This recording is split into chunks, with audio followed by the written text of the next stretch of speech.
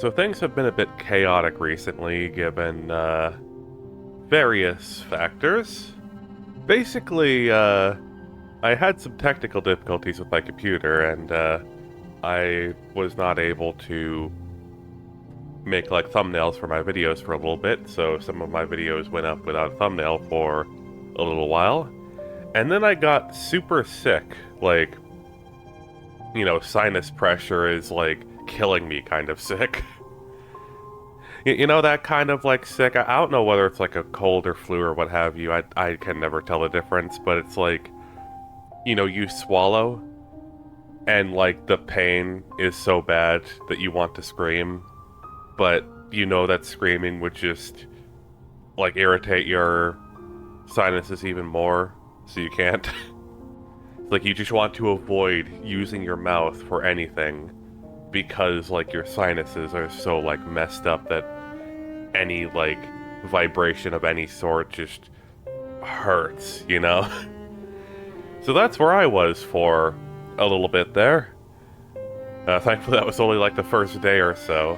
I was mostly fine for the few days after that, but I just did not feel up to recording or editing anything, so I was just like, you know what, there's no way that I'm going to keep with the upload schedule while I'm sick. It's like I have pulled all-nighters in the past in order to maintain my upload schedule because I want to like keep that streak. I want to keep that streak going and, keep uploading so I can record more and, not have to wait like half a year to play a game again. But when I'm that sick, it's just like, you know what? It's probably not a good idea for me to do the all-nighter in order to keep my upload schedule going. I should just sleep instead. And so that's what I did. I slept. Anyway, I'm feeling mostly better now. I'm still kind of sick, so I'm sorry if my voice sounds any different, but I just could not like wait any longer to play more of this game. I had like two different things stopping me from playing this game, and it was frustrating. It was infuriating. It's like I want to play more Hollow Knight, but I can't. So anyway, this is me playing more Hollow Knight. I got at least better enough to feel up to recording, and so I'm going to record. I don't know if this session is going to be like super long. I might stop after 2 hours if I feel like it.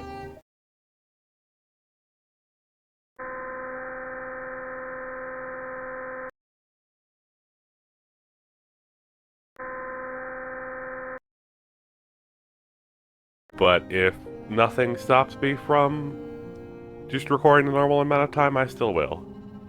No, just point is no promises for the length of this one. But I am genuinely excited to get back into this because Hollow Knight is cool. It's hard not to think about it every now and then when it's, been as captivating as it is. Again, I really am starting to understand why people like the game so much. It's a good game.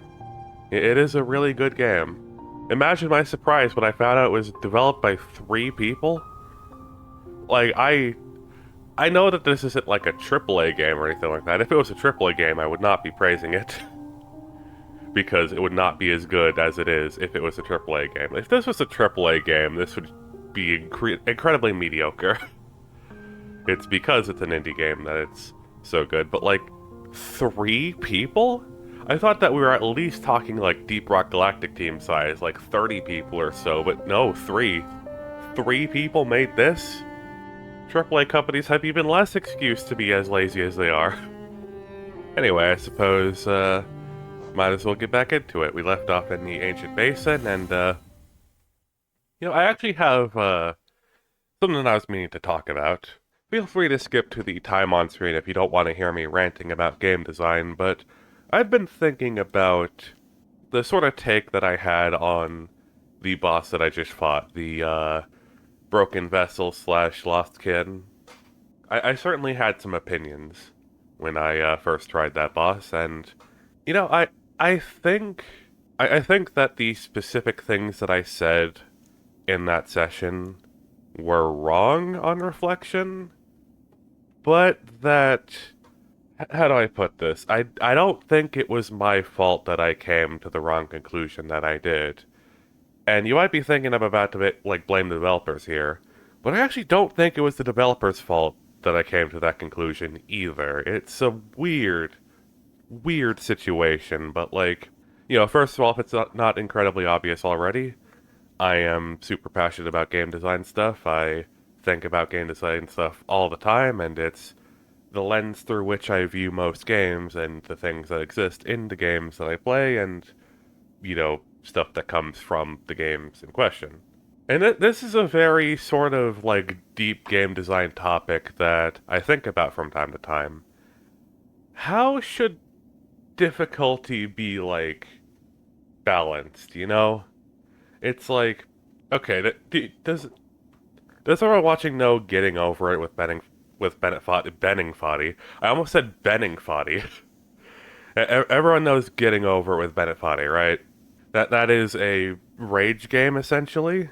Everyone knows that part. But I feel like what's less appreciated about it is that it's also sort of like an art statement about game design. Because as you play the game, sorry if there's random cuts or edits or stuff like that, because I am still sick and I am still dealing with that. Although the most painful part of this session is going to be editing it, probably. Sorry, future me.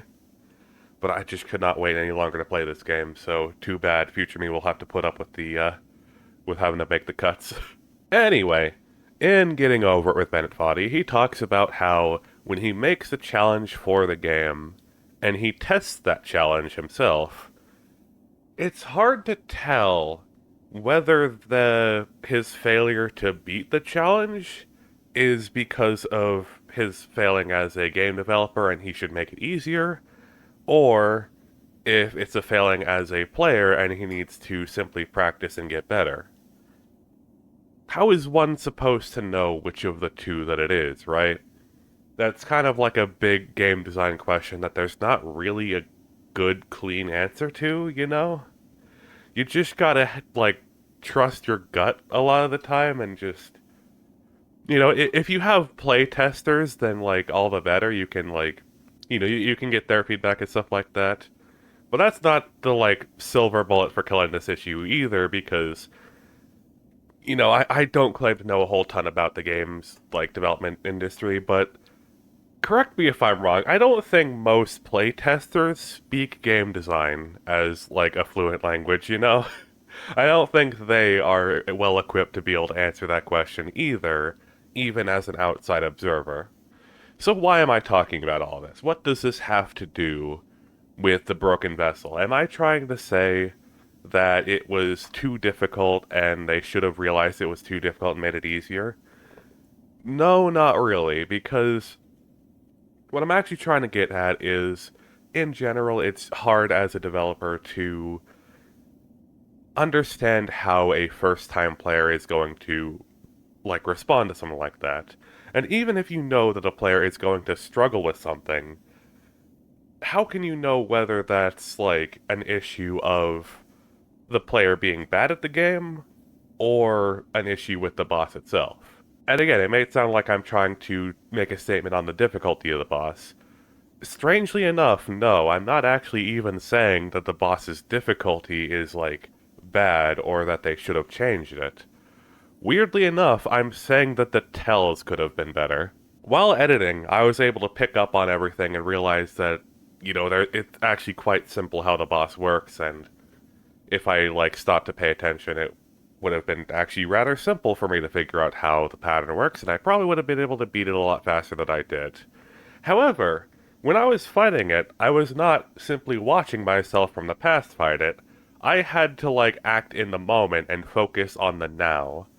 I didn't have the time to just stop and watch the boss, because I had to focus on my movement, my attacking of, like, the boss and the enemies that were constantly spawning. I had to heal whenever I could. I had so much to focus on, I couldn't really pay attention to the boss.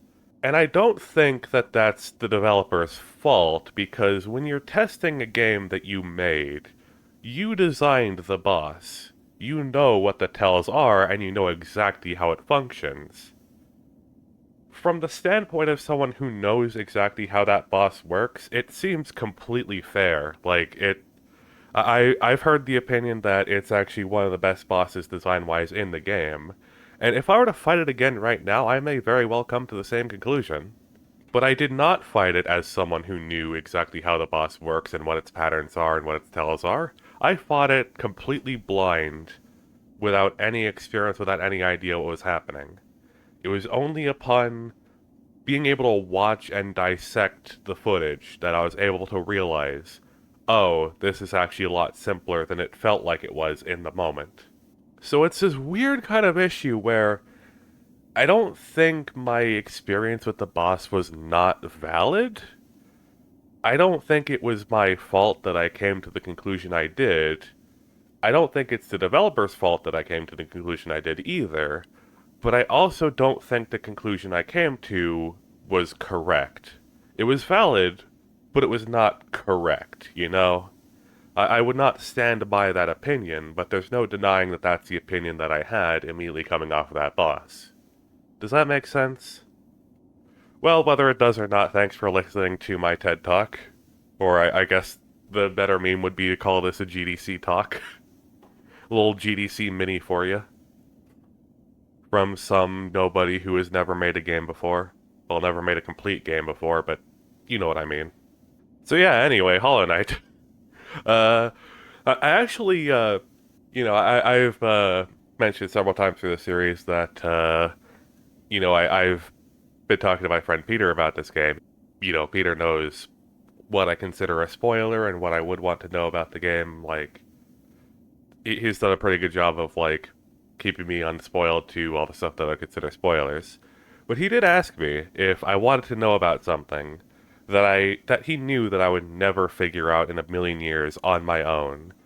And he's absolutely correct that I never would have figured this out on my own.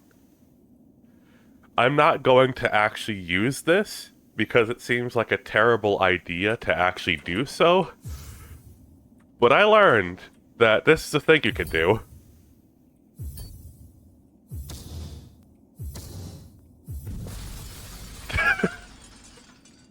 So apparently you can equip charms above your charm limit. And as you can see up here, it says overcharmed. Apparently that's a thing. That's an interesting effect behind my health bar. And my understanding of what this does is it doubles all of the damage that you take as a trade-off for essentially being able to take more charms than you would otherwise legitimately be able to have. And I think that's hilarious. I swear, when he told me about that feature, I just started imagining like what the most useless thing to do with that would be, and like this is this is what I came up with. Behold, the most useless charm to overcharm with. Actually, no, that's not the conclusion I came to. Here's the actual most useless charm to overcharm with. Because I have an even number of health, like, mask things, I will never be in a situation where I can take advantage of this, charms 1 health, like, benefit thing. So anyway, that's a thing. I'm probably never going to use it because there's probably going to be no situation where taking double damage from everything would ever be worth it. But I just thought I would share that that's a thing that I know exists now. Because it's pretty funny. Anyway, I keep pressing escape to, like, go to the map. Right. I forgot tab is, like, a good thing. Right, so... Right, so I believe I explored everything to the left. Right, that was just, like, a small key, the, boss, and, oh right, the double jump. I registered that, like, I got that thing, but it took me a second to remember what that, like, actually meant. But yeah, anyway, I known that, the first thing I wanted to do in, this session was to, go somewhere that it looked like I couldn't really get to without this. Yeah, like up here, because with a single jump you can't really make it, but with the double jump, aha! So see, was there anything else I wanted to talk about before I do that? I got some lore stuff I was thinking about, but I think I'll save that for a bit more into the session. The palace grounds. Very fancy looking place. Lots of spikes in various forms. Oh. A corpse in white armor. Well, doesn't that look significant? I'll circle back to that in a minute. I want to see what's over here first. What was the button again? Where have you gone, dear king? Alright, so something happened with their king, and, yeah, I don't imagine that, went too well for, everyone. Oh. Is that a stag icon? Like, sideways.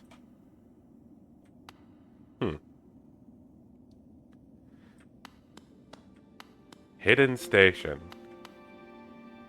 Toll machine, not enough. Right, I lost all of my money, so here's the, you know, gate in the background there. That's rather unfortunate. Did I have, like, what I was thinking about with, changing my charms? Nah, I think my charm setup is good. Okay, it doesn't look like there's anything I can actually do here, which is unfortunate. At least I know that's there now. Well, suppose, might as well interact with whatever this guy is.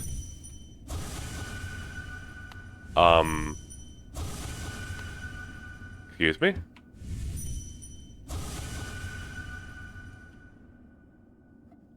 Huh. It's like a barrier of some kind. Huh. Well, I'll just give this the... do I... No, I have more red markers, honestly. I might as well just do that. Red markers and yellow markers basically serve the same function at this point, although I've, at least so far, managed to just use yellow for the weird, like, rocks that you can stand on.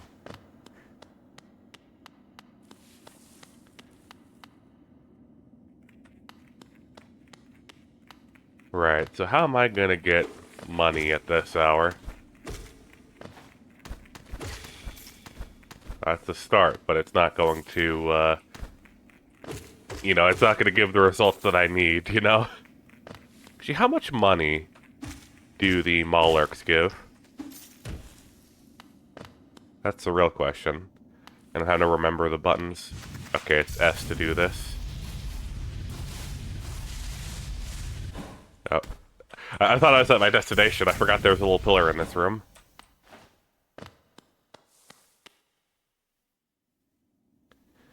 It was like 300 that I need, right? Oh, yeah, could I go up here? What is this?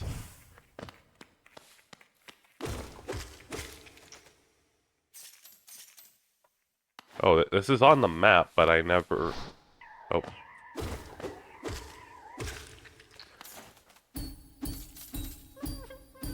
Oh, there's a grub here. Good to know. God. I knew that was farming it, but I couldn't, like, get past it fast enough. Ooh, Geo. That helps.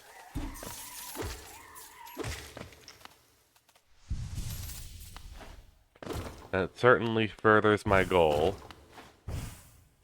Where do I go from here?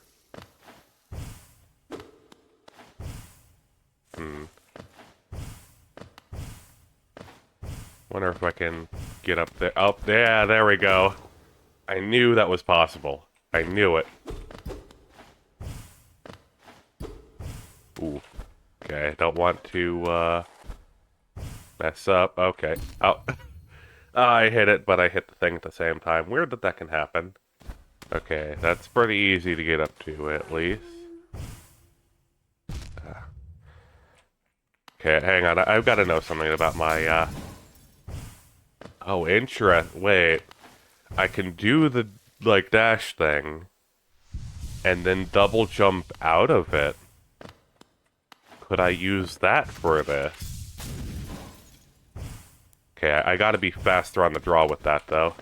Need to learn when the, point that I regain control at is.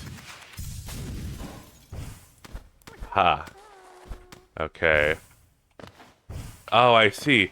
Oh, I see. I do it off of that wall. Okay, okay. I got it now. I see what I'm supposed to do.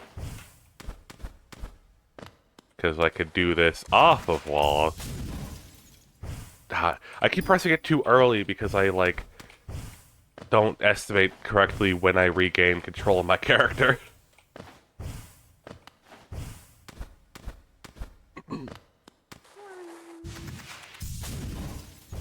Ha! I was... I don't know why, because it would have been really messed up for them to do that, but I was half expecting that to be one of the mimics. So just a little room for a little, grub. Nice. I'm glad I came back here, because I never would have even realized that that was there, because, you know, the whole, like, map had been revealed, so I didn't realize / remember that there was anything up here. Alright, that gives a pretty good sum. I could just go around and, defeat all those.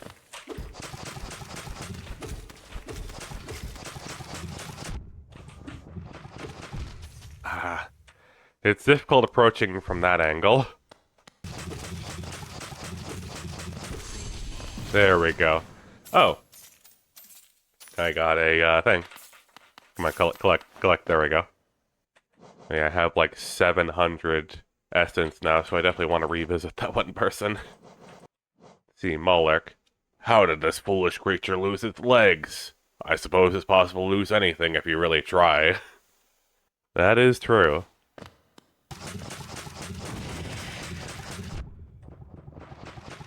Okay, I'm not really able to do much with you, so, have fun up there.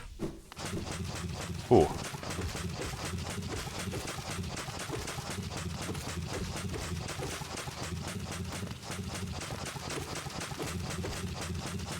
Okay, I could do this.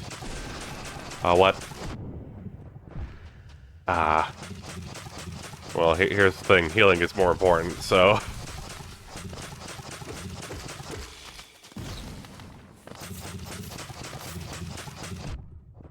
What? Keep trying to press the button, but it doesn't work.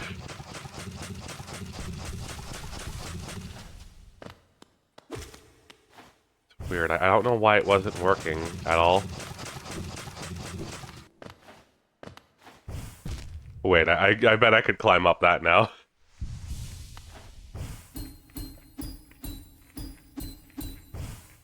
Oh, I was like thrust downwards. What? What is like throwing me downwards?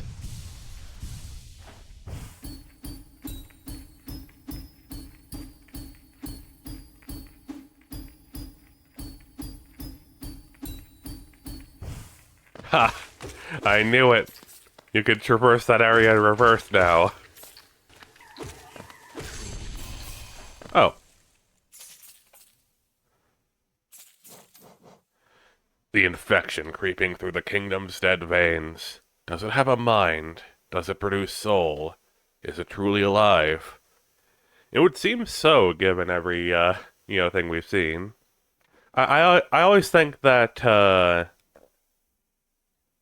it's really fascinating in a, universe like this when you have, like, a zombie infection kind of situation, but, like, it doesn't turn the like sentient people into mindless animals. Like we saw that one crazy cultist person who was talking about the light and stuff like that. They're clearly like infected or like affected by the infection or something. But they're not just like an animal, you know? They still have like some mind, but it's been, like, changed by the infection, which would seem to imply that the infection has, like, a mind or will of its own. Which is always the interesting thing with stuff like that, you know? So these guys respawn, but the other things don't.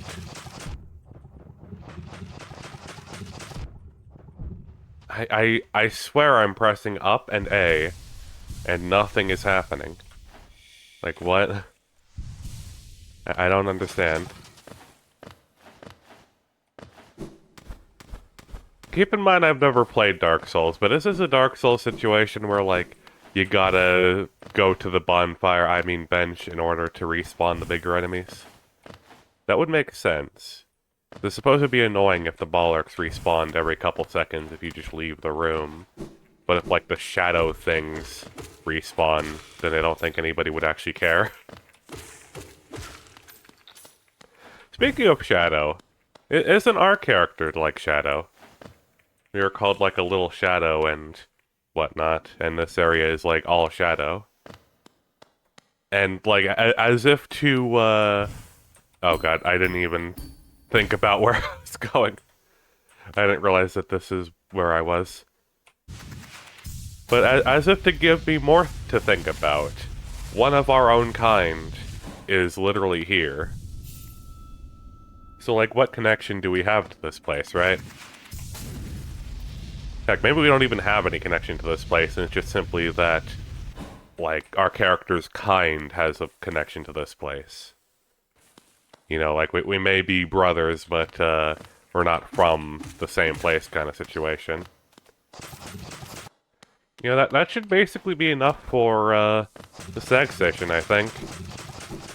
Just gotta kill a few more of those, shadow things on the way here. There's one. Okay, maybe it's more than just a few, but like 5. Just need to kill 5. That's 2.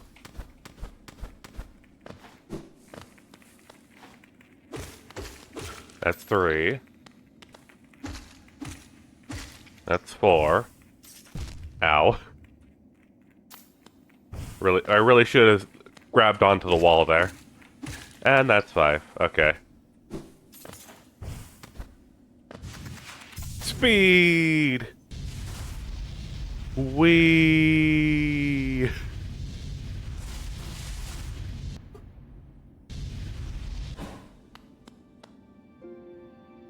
Exactly 300.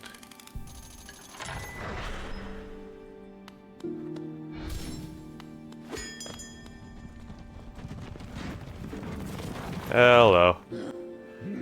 Many Stag Stations have been opened. Again, I could travel the breadth of the kingdom. So many grand thoroughfares? Is that what that says? So many grand thoroughfares and old sideways I'd forgotten.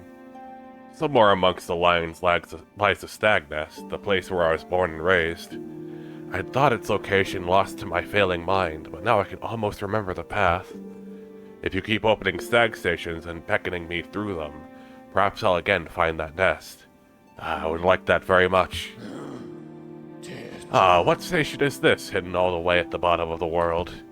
Until I heard the bell calling, I didn't even know the Stagways traveled so deep. You've discovered something quite astounding, little one. No matter how old I grow, the world still keeps surprises like this stowed away. True. Yeah, that is like the bottom, isn't it? Well, you know what? I think that,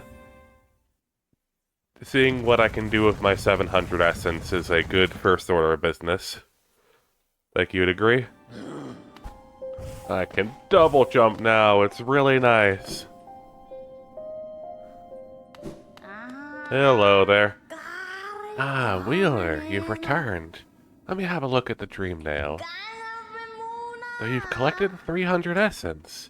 Yes, I could see the dreams of this old kingdom are starting to cling to you. Very encouraging. You've certainly made the dreary work here more exciting. Being the caretaker of this place hasn't been very stimulating. I shouldn't complain, though. Tending these graves and guiding the wielder, all penitence for old crimes. Certain things have to be kept in balance. Old crimes, you say? What crimes? Take this trinket for your efforts, and return the 500 essence. Keep up your tireless work. Pale ore. Ah, that's, yeah, prized by those who craft weapons, exactly as I thought. Ah, 500 essence. You're a master in the making. Well done, well done. I have a small reward for you. Plucked from one of my most precious memories, this charm will bring you and the Dreamnail closer together still. The secrets of this kingdom won't be able to hide from you any longer. Take it and return once you've collected 700 essence. More gifts await you. Dream Wielder. Transient charm created for those who wield Dreamnail and collect essence. Allows the bearer to charge Dreamnail faster and collect more soul when striking foes. Collect more soul when striking foes. Like, as in you can actually collect when you, use the Dreamnail on foes? Or it's just when you hit them with your nail normally. Look, it's a second unrelated effect. So you already have 700 essence. I wonder whether the dreamers are watching you as you work, or even that old king. That lock of theirs, desperate but very clever. I wonder how long they thought it could hold. I hold no disdain for them, though. As history goes on, I grow numb to its repetitions. Take your gift and continue collecting essence. Once you have 900, come back and visit me. Ooh. Nice. My, you're almost starting to become a dream yourself. Once you've collected 900 essence, I'll teach you a trick that I've kept hidden for a long time. This kingdom is full of old memories, both beautiful and grotesque. Seek them out, reveal them, and gather essence. Will do.